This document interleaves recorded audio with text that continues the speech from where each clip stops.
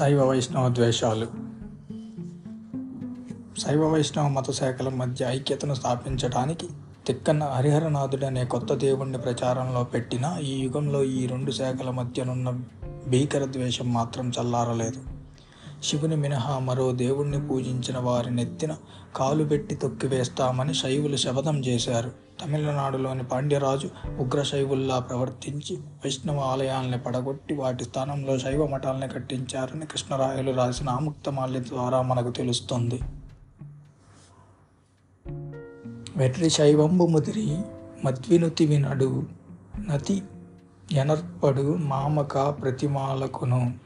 పాండ్యరాజుకి వెర్రి శైవం ముదిరిందని, తన ప్రతిమలకు విగ్రహాలకు పూజ చేయడం లేదని శ్రీరంగంలోని రంగనాథ స్వామియే తన భక్తుడైన విష్ణు చిత్తునికి స్వయంగా మొరపెట్టుకున్నాడట. అంతేకాదు, ఈ పాండ్యరాజు శైవులు గంజాయి తాగి తందనాలు తొక్కినా చూచి చూడనట్లు ఊరుకుంటున్నాడని, బ్రాహ్మలు ఏ కొద్దిపాటి తప్పు చేసినా వారిని పంచాయతీ సభకి ఇచ్చి వారికి శిక్షలు వేయిస్తున్నాడని ఆముక్తమాల్యత ద్వారా తెలుస్తుంది. అంచేత ఈ వెర్రిరాజును నమ్మించేందుకోసం ఇష్టం లేకున్నా మెడలో రుద్రాక్షమాలలు ధరించి చంకలో వీరశైవ గ్రంథాలని ఇరికించుకొని నాటి బ్రాహ్మణులు తిరిగారని రాయలు రాశాడు.